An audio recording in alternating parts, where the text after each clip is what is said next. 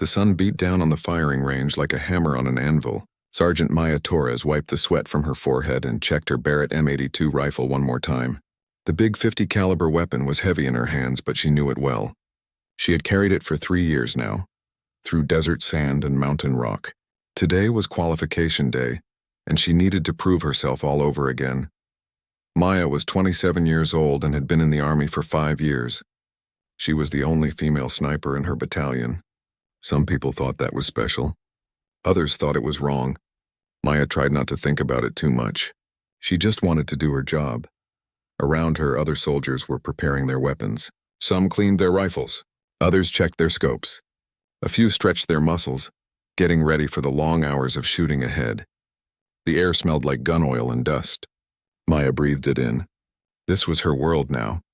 She knelt down beside her rifle case and ran her fingers along the Barrett's barrel. The metal was warm from the sun. She had named this rifle Luna, though she never told anyone. It seemed silly to name a weapon. But Luna had saved her life twice in combat. That made the rifle more than just a tool. It made it a partner. Her spotter, Corporal James Chen, walked over with 2 bottles of water. He handed one to Maya. James was a good soldier and a better friend. He had spotted for her on every mission for the past year. He knew when to talk and when to stay quiet. Right now, he stayed quiet. He could tell Maya was nervous. She was always nervous on qualification day. Not because she might miss. Maya rarely missed. She was nervous because of the attention. On qualification day, everyone watched. Officers came to see who was the best shot. Soldiers gathered to cheer for their friends. And some people came hoping to see her fail. Maya took a long drink of water and looked at the targets downrange. There were 6 of them, spread out at different distances. The closest was 800 meters away. The farthest was 1,500 meters. That was almost a mile. Hitting a target at that distance was not easy, even with a .50 caliber rifle. The wind could push the bullet off course. The heat could make the air shimmer and blur the target. A tiny mistake could mean a complete miss. She had done it before, of course, many times. But today felt different. Today felt heavier, like something bad was waiting to happen. "You good?" James asked quietly. Maya nodded. "Yeah, I just want to get it done. You'll be fine." "You always are," she smiled at him. James always knew what to say. He never treated her differently because she was a woman. He never made stupid jokes or asked if she could handle the weight of the rifle. He just treated her like a soldier. Maya wished everyone was like James. Behind them, a jeep pulled up in a cloud of dust. Maya did not turn around, but she heard the door slam and boots hitting the ground. Heavy boots. Officer boots. She kept her eyes on her rifle, but her stomach tightened. "Attention," someone called out. The soldiers on the range stopped what they were doing and stood up straight. Maya stood too, leaving her rifle on the ground. She turned and saluted. Captain Derek Hutchins stood beside the jeep, his uniform crisp despite the heat. He was a tall man, thick in the shoulders, with a face that always looked angry. He had been an officer for 12 years and believed the Army should work the way it did when he first joined. That meant women belonged in support roles, not in combat. He had made his opinion clear many times. Maya had tried to avoid him for months. She did her job, followed orders, and stayed out of his way. But Captain Hutchins seemed to enjoy making her life difficult. He questioned her equipment requests. He assigned her extra duties. He watched her during training exercises, waiting for her to make a mistake. So far, she had not given him one.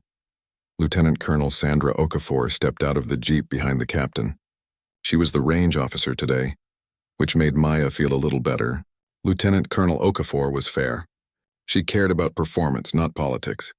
If Maya shot well, Lieutenant Colonel Okafor would recognize it. If Maya shot poorly, she would acknowledge that too. There would be no games. At ease, Lieutenant Colonel Okafor said, "Let's get started. Who's shooting first?" The range master, a grizzled sergeant with gray hair, checked his clipboard. "Sergeant Torres, ma'am." "She's up first." Maya felt every eye turn toward her.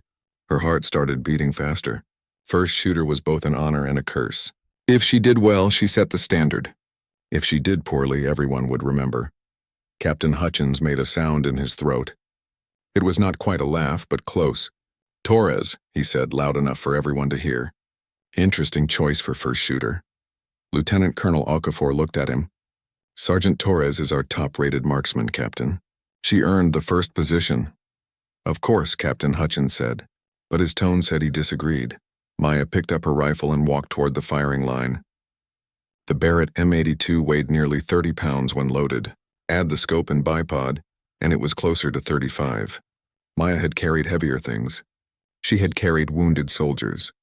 She had carried ammunition crates in full gear. The rifle felt light compared to those memories. She set Luna down gently on the shooting mat and extended the bipod legs. Then she lay down behind it, getting into position. The ground was hard and hot beneath her. She did not care. When she was behind her rifle, the rest of the world disappeared. It was just her, the weapon, and the target. James knelt beside her with his spotting scope. "Wind is 3 miles per hour, left to right," he said quietly. "Temperature is 96 degrees. Humidity is low," Maya nodded. She adjusted her scope slightly to account for the wind. Then she settled her cheek against the stock and looked through the optic. The first target appeared in her view, a steel plate 800 meters away. It looked small, even through the magnified scope. She would need to put the bullet dead center to count as a hit. Behind her, she heard the other soldiers gathering. They formed a rough semicircle behind the firing line, far enough back to be safe, close enough to see. Some were excited. They had bet money on who would score highest today. Others were just bored and looking for entertainment. A few were genuinely interested in learning from the best shooters. Maya tried to ignore them all. She focused on her breathing. In through the nose, out through the mouth. Slow and steady, her heart rate began to drop. Her hands stopped shaking. This was the moment before the shot, the moment she loved most. Everything was potential. The target was not hit or missed yet. It simply waited. She heard footsteps behind her. Heavy boots on hard ground. "Coming closer, hold on," a voice said. Captain Hutchins' voice. Maya kept her eye on the scope. Maybe he was not talking to her. Maybe he was talking to someone else. "I said, hold on, Sergeant." The footsteps stopped right behind her. Maya lifted her head from the scope and looked back. Captain Hutchins stood there, his arms crossed, his face hard. "Sir," she said. "Stand up, Sergeant." Maya felt James tense beside her. She slowly pushed herself up from the prone position and got to her feet. Her hands stayed on the rifle. She did not let go. "Is there a problem, Captain?" Lieutenant Colonel Okafor called out. Captain Hutchins did not look at her. He kept his eyes on Maya. "No problem, ma'am. I just want to make sure we're using the right shooter for the job. The Barrett is a serious weapon. It requires strength and experience." "Sergeant Torres has both," Lieutenant Colonel Okafor said. Her voice was firm now. "She's qualified on this weapon and has used it in combat. Multiple times." "I understand that," Captain Hutchins said. "But qualification day is important. It sets the standard for the whole battalion. We need to be sure we're putting our best foot forward." The implication was clear. He did not think Maya was their best. Maya stood very still. Her jaw was tight. She wanted to say a dozen things, but she knew better. You did not argue with officers, especially not in front of other soldiers. You followed orders. You kept your mouth shut. You proved yourself through action, not words. But Captain Hutchins was not done. "Step aside, Sergeant," he said. His voice was not loud, but everyone heard it. The range went quiet. "This isn't a toy for little girls to play with." The words hit Maya like a slap. Little girl. She was a combat veteran. She had fired thousands of rounds through this weapon. She had enemy kills confirmed by her command. And he was calling her a little girl. Captain Hutchins reached out and grabbed the barrel of her rifle. Maya's hands tightened on the weapon. Every instinct told her to hold on. This was her rifle, her qualification, her career. But this was also an officer giving her an order. If she resisted, it could mean serious trouble. The captain pulled on the barrel. He expected her to let go. He expected her to back down like she always had before. He expected her to be weak. Maya looked into his eyes. She saw the certainty there. He was sure he had won. She did not let go of the rifle. Maya's fingers were locked around the rifle like iron. Captain Hutchins pulled harder on the barrel. His face was starting to turn red. Around them, the soldiers had gone completely silent. Everyone was watching. Everyone was waiting to see what would happen next. The captain's grip tightened. He yanked the rifle toward himself. Maya's arms moved with it, but she did not let go. Her muscles burned from the strain. The Barrett was heavy, and Captain Hutchins was a strong man. But Maya had trained for 5 years to be strong too. She had done countless push-ups and pull-ups.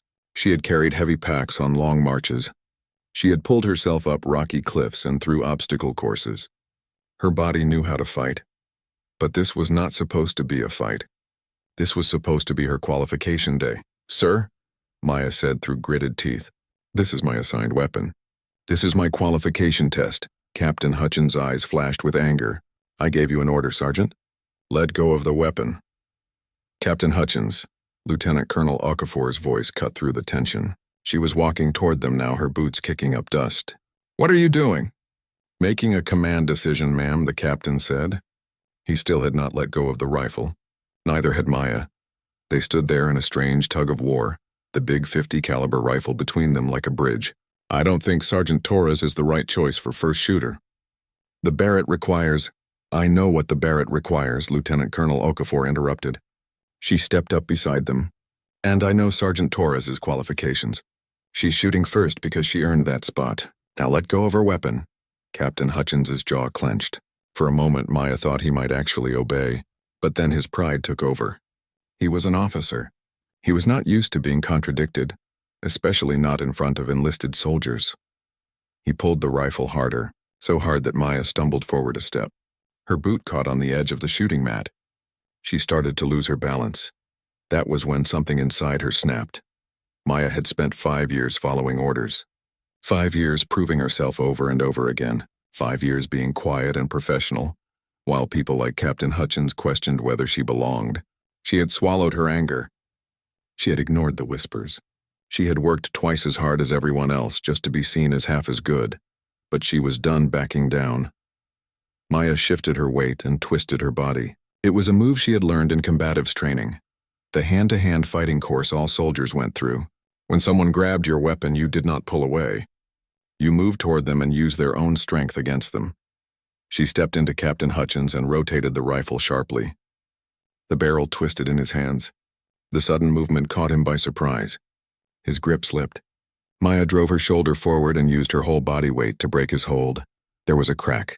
Not from the rifle, from Captain Hutchins's fingers.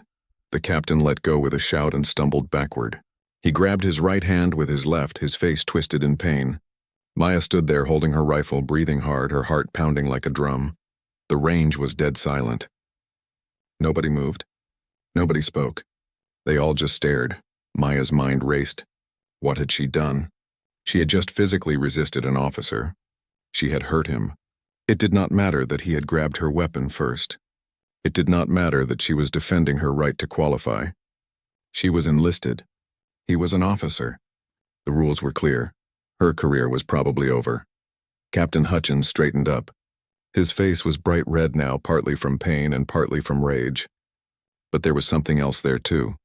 Embarrassment. He had tried to take a rifle from a woman half his size and she had beaten him. Everyone had seen it. "You just assaulted a superior officer," he said. His voice was shaking. "You're finished, Torres. I'm bringing you up on charges. You'll be court-martialed for this." "No," Lieutenant Colonel Okafor said firmly. She stepped between them. "You will not." Captain Hutchins looked at her in disbelief. "Ma'am, you saw what she did. She attacked me. I saw you attempt to forcibly remove a weapon from a soldier during her qualification test," Lieutenant Colonel Okafor said. Her voice was cold. "I saw you ignore my direct instruction to let go of that weapon. And I saw Sergeant Torres use a standard defensive technique to maintain control of her assigned equipment. That's not what happened." Captain Hutchins protested. "That's exactly what happened," Lieutenant Colonel Okafor said. "And I have 30 witnesses who saw the same thing I did." She looked around at the assembled soldiers. "Isn't that right?" Several soldiers nodded. A few said "yes, ma'am" out loud. Even the ones who looked uncomfortable did not disagree. They had all seen Captain Hutchins grab the rifle first. James stepped forward. "Ma'am, I was right here." Captain Hutchins grabbed Sergeant Torres's weapon without permission and tried to take it from her. She defended herself appropriately. Lieutenant Colonel Okafor nodded. Then she turned back to Captain Hutchins. "You will step back from the firing line, Captain.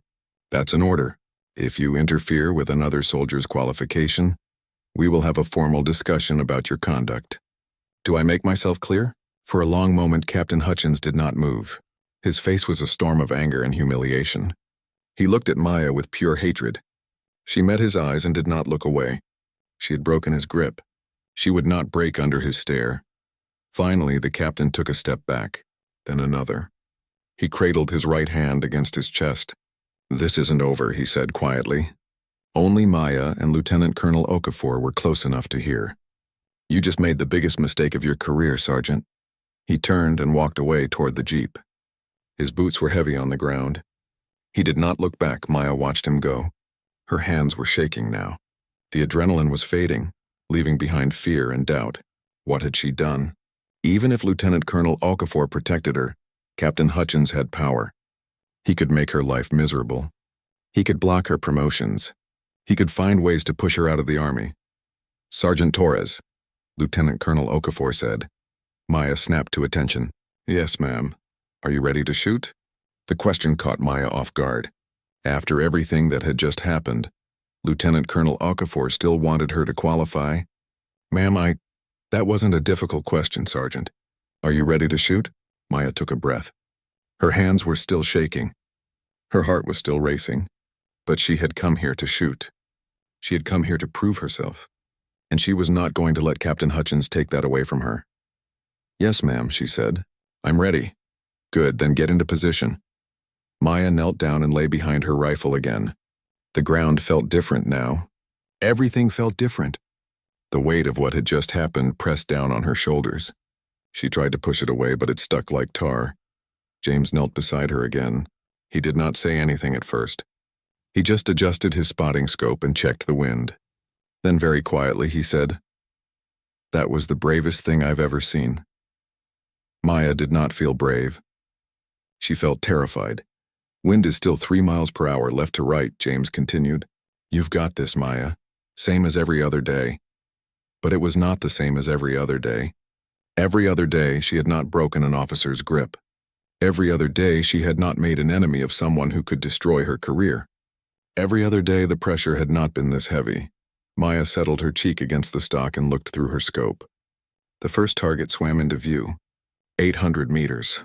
It should be easy. She had hit targets at twice that distance in combat, but her hands would not stop shaking. Behind her she could hear the other soldiers talking in low voices.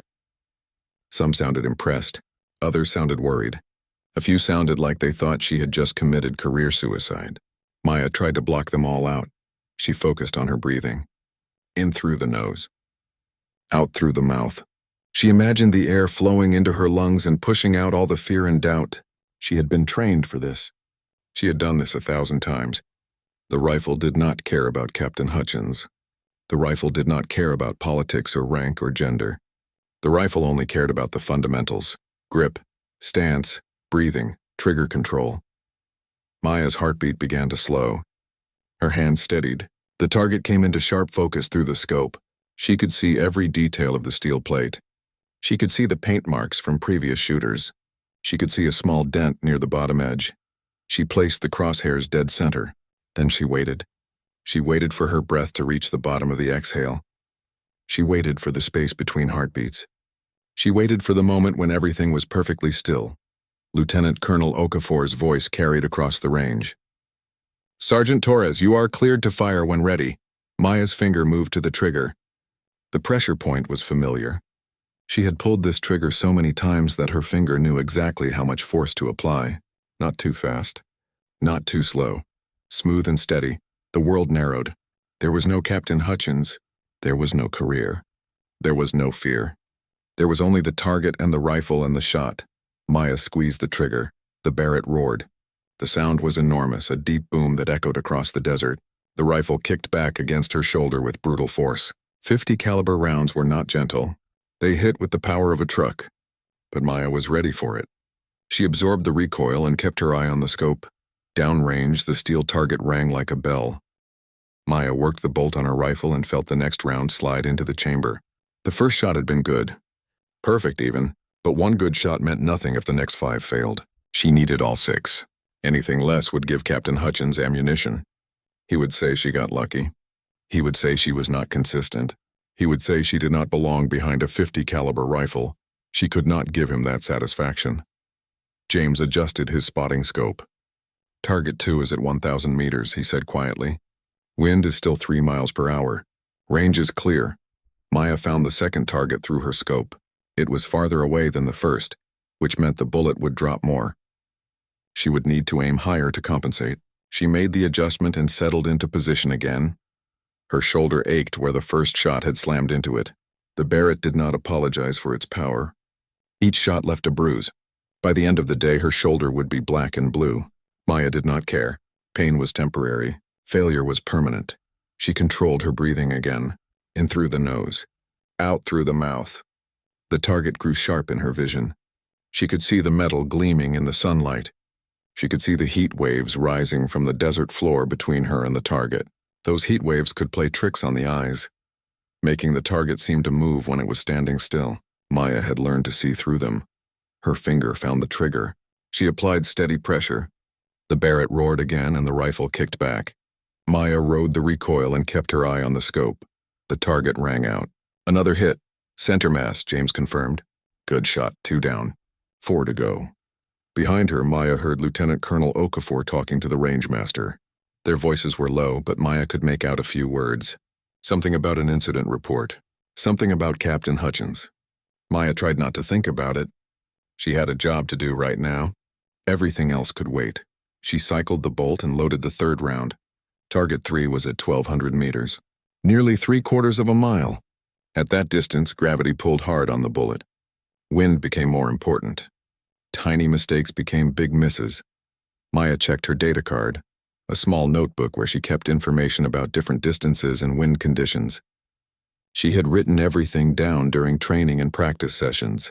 Numbers and calculations filled the pages.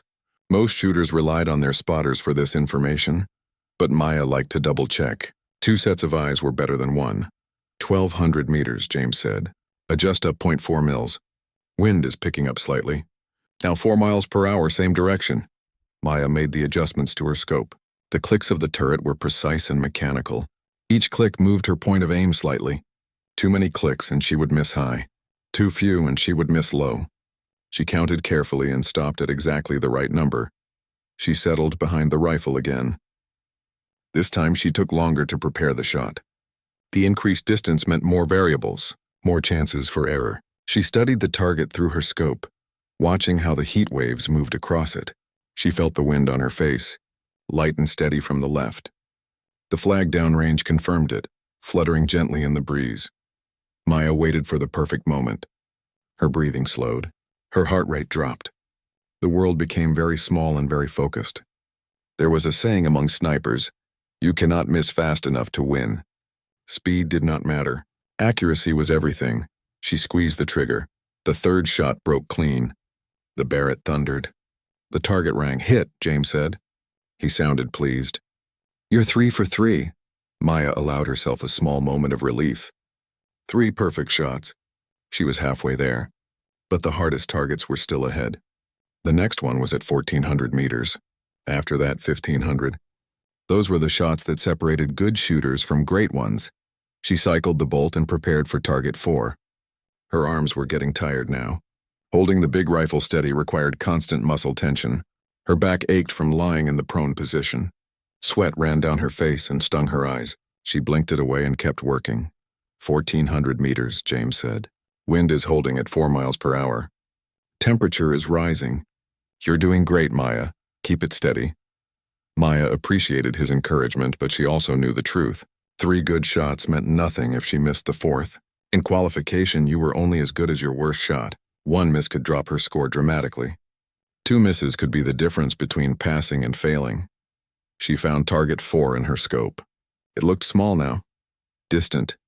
The heat waves were stronger at this range, making the target shimmer and dance. Maya took her time. She watched the target for a full minute, studying how it moved in the heat. She learned its rhythm. Then she timed her shot for when the air was clearest. Her finger moved to the trigger. The pressure was familiar now. She knew exactly how the trigger would break. She knew exactly when the rifle would fire. Smooth and steady. No jerking. No rushing. The Barrett spoke again. 4th shot away. Maya watched through the scope as the bullet flew down range. At 1,400 meters, there was a noticeable delay between the shot and the impact. The bullet took time to travel that far. Almost 2 full seconds. It was strange to shoot and then wait to see if you had hit. The target rang. Dust and metal fragments kicked up. Hit, James called. 4 for 4. You're killing it. Some of the soldiers behind them clapped and cheered. Maya heard someone say, she's going to get a perfect score. Someone else said, I can't believe she's making these shots after what just happened. A third voice said, that's why she's first shooter. Maya blocked them out. There were still 2 targets left. The hardest 2. At 1,500 meters, the bullet would be flying for over 2.5 seconds. That was a long time for wind to push it off course, a long time for gravity to pull it down, a long time for doubt to creep in. She sat up and took a drink of water. James handed her a cloth to wipe her face. Take a minute, he said. Breathe. You've got this, Maya nodded. Her shoulder throbbed. Her back hurt. Her arms felt like rubber. But she had trained for this. She had pushed through worse. During her sniper training, she had spent hours in uncomfortable positions holding her rifle steady, waiting for the perfect shot. This was just practice. This was easy compared to combat. Except it did not feel easy. It felt like the whole world was watching. It felt like her entire career depended on the next 2 shots. Maya looked around the range. Most of the soldiers were focused on her, waiting to see if she could finish strong. A few were looking at the jeep where Captain Hutchins sat. He had not left. He was still there watching.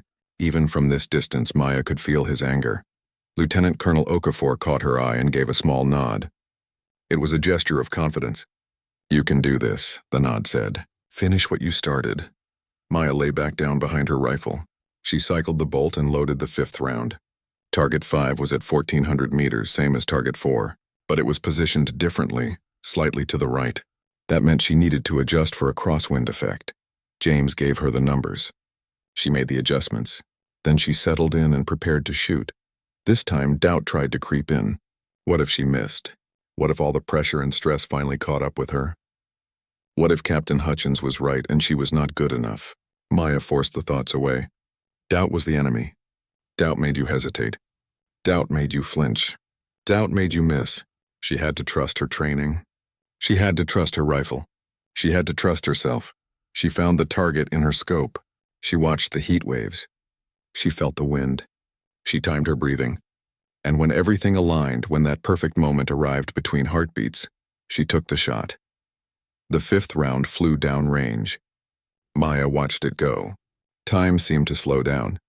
The bullet was a messenger carrying her hopes and her career. If it hit, she had a chance at perfection. If it missed, doubt would win. The target rang out loud and clear. Dead center, James said. His voice was excited now. 5 for 5, Maya, one more. You're almost there. The soldiers behind her erupted in cheers. Even some of the ones who had been skeptical earlier were cheering now. 5 perfect shots was impressive for anyone. 5 perfect shots under this kind of pressure was extraordinary. Maya did not celebrate. She cycled the bolt one more time. The 6th and final round slid into the chamber with a metallic click. This was it. The last shot. The one that would define her entire qualification. Target 6 was at 1,500 meters. Almost a full mile. It was the farthest shot on the course and the hardest to make. The bullet would drop over 100 inches from point of aim to point of impact. The wind would push it several feet to the side. The smallest error in calculation or execution would result in a miss. Maya had made this shot many times in practice. But practice was different from qualification. In practice, if you missed, you could try again.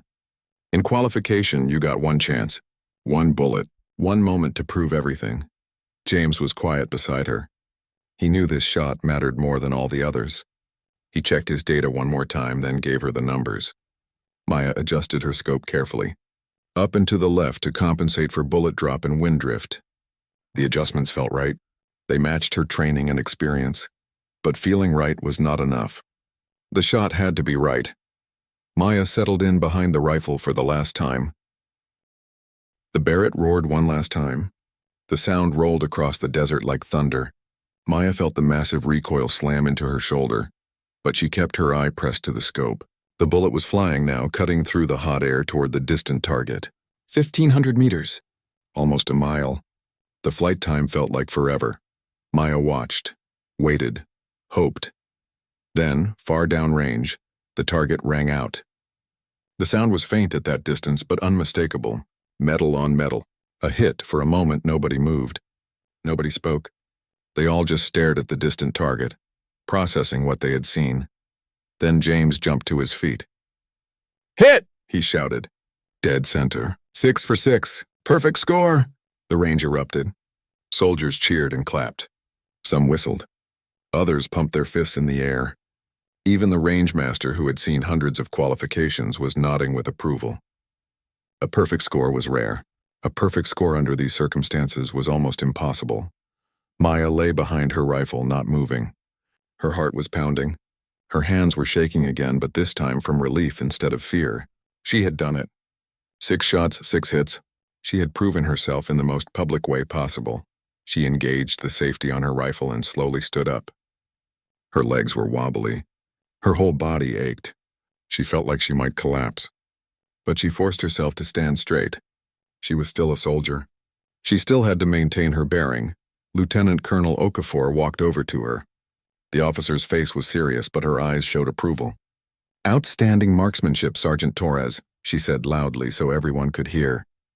"Highest score of the day." "Well done," Maya saluted. "Thank you, ma'am." Lieutenant Colonel Okafor returned the salute.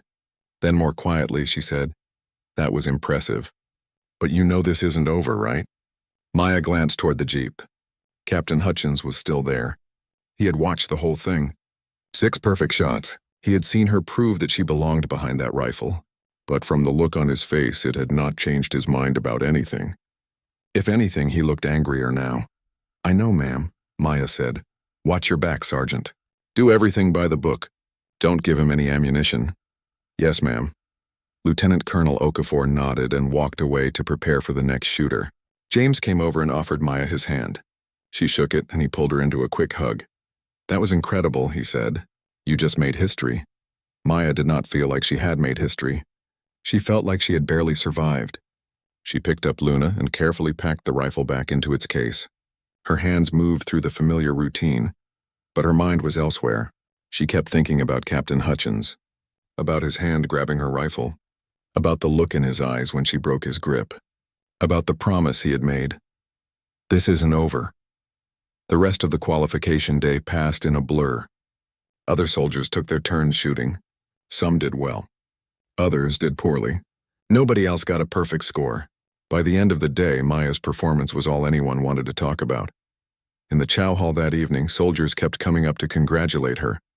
Most were genuine. They had seen what happened and respected how she had handled it. A few seemed uncomfortable, like they wanted to support her but were worried about taking sides. And some stayed away entirely, probably worried that associating with her would bring Captain Hutchins' anger down on them too.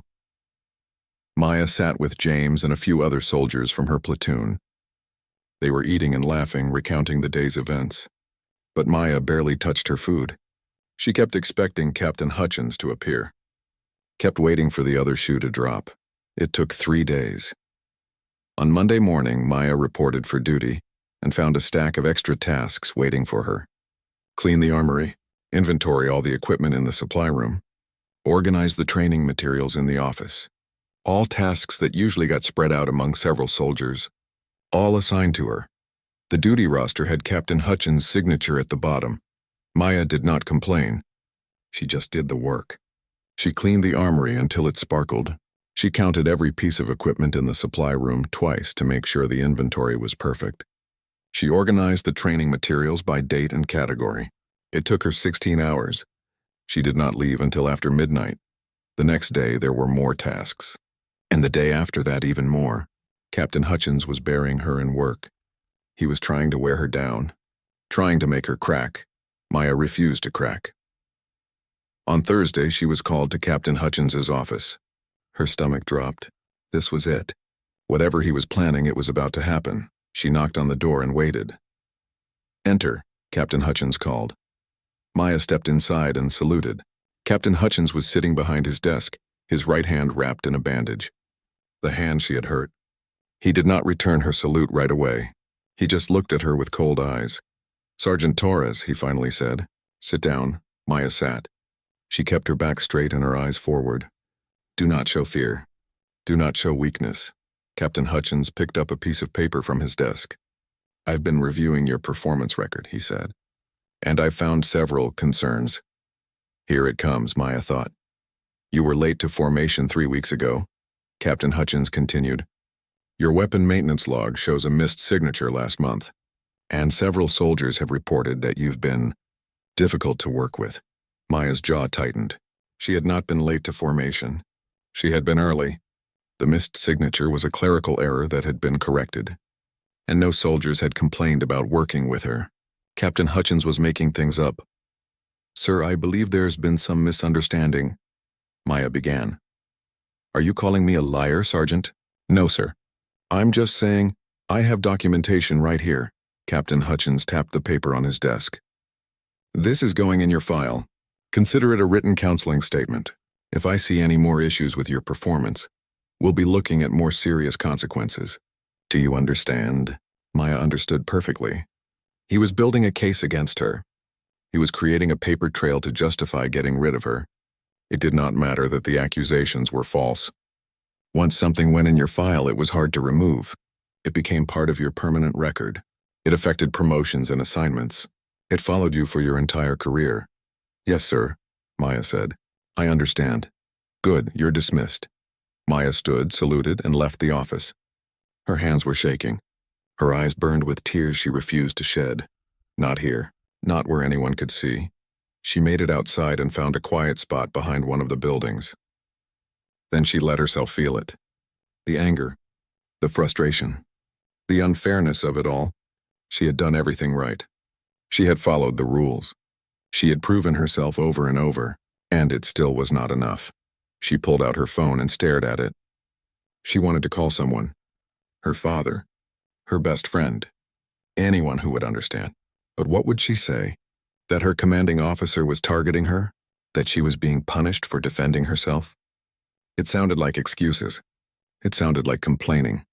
Before she could decide, James came around the corner. He saw her face and stopped. What happened? Maya told him everything. The extra duties, the false accusations, the counseling statement going in her file. James listened, his expression growing darker with each detail. That's bullshit, he said when she finished. He can't do that, he just did, then we fight it. We go to Lieutenant Colonel Okafor. We file a complaint, and then what? Maya asked. He's an officer, James. The system protects officers. Even if Lieutenant Colonel Okafor believes me, there's only so much she can do. Captain Hutchins will just be more careful. He'll find other ways to make my life hell. James looked like he wanted to argue, but he could not. They both knew she was right. Over the next 2 weeks, things got worse. Captain Hutchins found new ways to target Maya. He questioned every decision she made. He criticized her in front of other soldiers. He assigned her to the worst details. He seemed determined to break her. But other soldiers noticed. James was not the only one who saw what was happening. Some of the soldiers who had witnessed the confrontation at the range started speaking up. They talked to each other. They compared notes. They realized that Maya was being unfairly targeted. One evening, Maya returned to her barracks to find a note slipped under her door. It was unsigned, but the message was clear. You're not alone. We saw what happened. We're documenting everything. Stay strong. More notes came. More soldiers offered quiet support. Some were women who had experienced similar treatment. Others were men who believed in fairness. They all had stories. They all had witnessed Captain Hutchins' behavior over the years. Maya was not his first target. She was just the latest. James took it upon himself to document everything, every extra duty, every false accusation, every instance of unprofessional behavior. He kept detailed notes with dates and times. He collected statements from witnesses. He was building a counter case. 3 weeks after the qualification day, Lieutenant Colonel Okafor called Maya to her office. Maya's stomach dropped again. Was this it? Was she being discharged? Court-martialed? She knocked and entered. Lieutenant Colonel Okafor was not alone. A woman in a different uniform sat across from her. She wore the insignia of the Inspector General's office. The IG investigated serious complaints within the military. Sergeant Torres, have a seat, Lieutenant Colonel Okafor said. Maya sat. Her heart was racing. This is Major Williams from the IG office. The investigation took 6 weeks. 6 long weeks where Maya lived in a strange kind of limbo. Captain Hutchins had been told about the formal complaint, which made him even more hostile. But he was also more careful now. He could not openly target her the way he had before, not with the Inspector General watching. So instead he ignored her. He gave orders to other soldiers and pretended Maya did not exist. In some ways, the silence was worse than the harassment. At least before Maya knew where she stood. Now she felt invisible. She did her job. She completed her duties. She went to training. But she felt like a ghost walking through her own life. James stayed close. He checked on her every day. Other soldiers offered quiet support. Some would nod at her in the chow hall. Others would make a point of including her in conversations. These small gestures helped more than they probably knew. They reminded Maya that she was not alone. Finally, on a cold Tuesday morning in late November, Lieutenant Colonel Okafor called Maya to her office again. This time no one else was there. The lieutenant colonel looked tired. She gestured for Maya to sit. "The investigation is complete," she said. "I wanted you to hear the results directly from me before they become official." Maya's mouth went dry. "Yes, ma'am.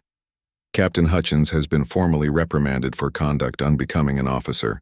The investigation found that he violated several regulations regarding treatment of subordinates and interference with official duties. He's being reassigned to a staff position at division headquarters.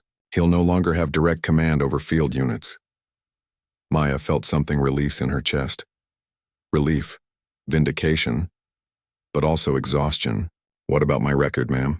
The counseling statement he put in my file? It's been removed. The false accusations have been stricken from your record. Additionally, I'm recommending you for promotion to staff sergeant. Your performance has been exemplary, and your conduct throughout this situation has been professional." Maya felt tears prick her eyes. She blinked them back. "Thank you, ma'am." Lieutenant Colonel Okafor leaned back in her chair. "I wish I could say this will be the last time you face something like this. But I'd be lying. The military is changing, but it's changing slowly.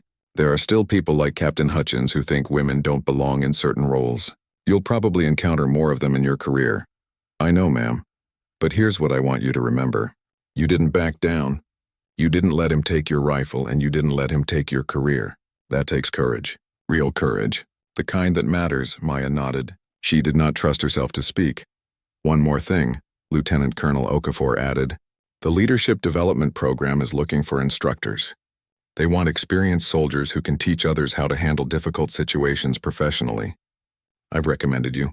It's voluntary, but I think you'd be good at it." Teaching? Maya had never considered that path. Leadership. Professionalism under pressure. How to stand up for yourself within the system.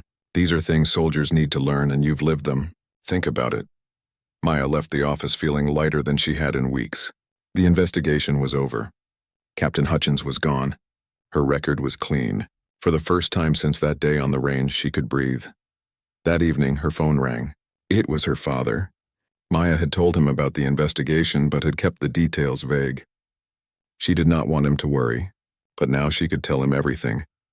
"I'm proud of you, Mija," he said when she finished. His voice was thick with emotion. "You did the right thing. You stood your ground.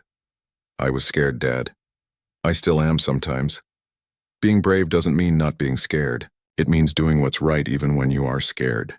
You showed everyone what you're made of." They talked for an hour. About the investigation. About the future. About whether she should take the teaching position. Her father told her about his own experiences in the Marines. Times when he had to stand up to unfair treatment. He told her that the hardest battles were not always against the enemy. Sometimes they were against the system itself. After they hung up, Maya felt more centered, more sure of herself. She thought about Lieutenant Colonel Okafor's offer. Teaching, helping other soldiers navigate the same challenges she had faced. It felt right. 3 days later, Captain Hutchins left for his new assignment. Maya did not see him go. She was on the range that day, practicing. Some things never changed.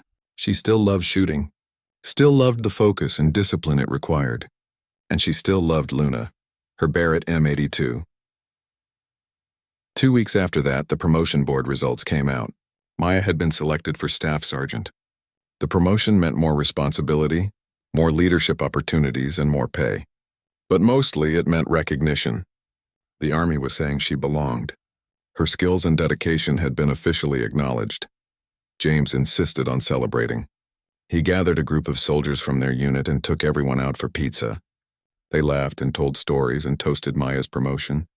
Some of the soldiers who had filed statements in the investigation were there. Maya thanked each of them personally. They had risked their own careers to support hers. She would not forget that. "So are you going to take the teaching job?" James asked between slices of pizza. Maya had been thinking about it constantly. Teaching meant less field time, less shooting, but it also meant helping other soldiers. It meant making sure what happened to her did not happen to others. Or if it did, they would know how to handle it. "Yeah," she said. "I think I am." "Good, you'll be amazing at it." The teaching program started in January. Maya had to go through instructor training first, learning how to present information effectively and manage a classroom. It was harder than she expected. Standing in front of a group of soldiers and talking was different from lying behind a rifle. But she worked at it the same way she worked at everything, with patience and determination. Her first real class was in February. 20 soldiers, mixed ranks and specialties. The topic was professional conduct and handling discrimination. Maya stood at the front of the classroom, more nervous than she had been on qualification day. She started by telling her story. Not all of it, just the important parts. The confrontation at the range, the decision to hold on to her rifle, the investigation and its results.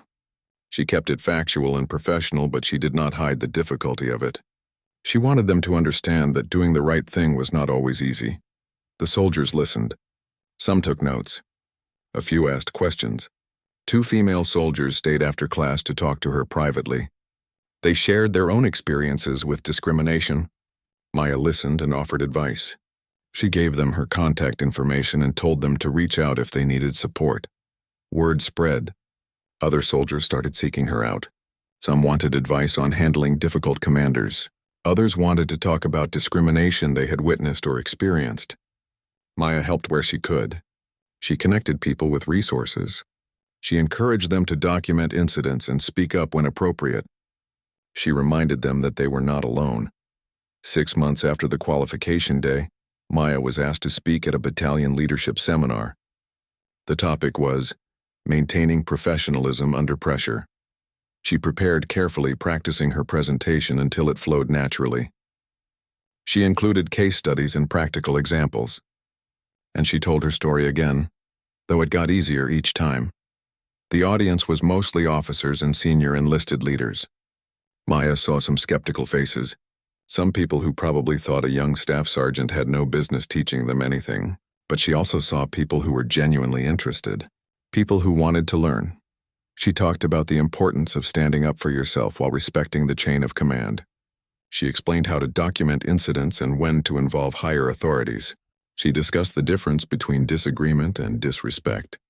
And she emphasized that protecting soldiers from discrimination was every leader's responsibility, not just the victim's burden. After the seminar, several officers approached her. One was a colonel who had been in the Army for 25 years. "That was excellent, Staff Sergeant," he said. "We need more voices like yours in the leadership conversation." Another officer asked if she would be willing to speak at other bases.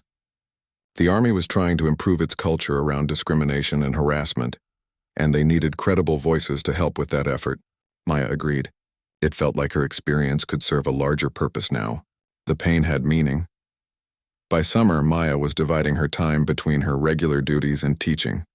She still went to the range when she could, still practiced with Luna, still loved the precision and focus that shooting required.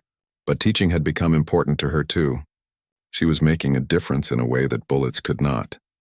One afternoon, she was cleaning her rifle when a young private approached her.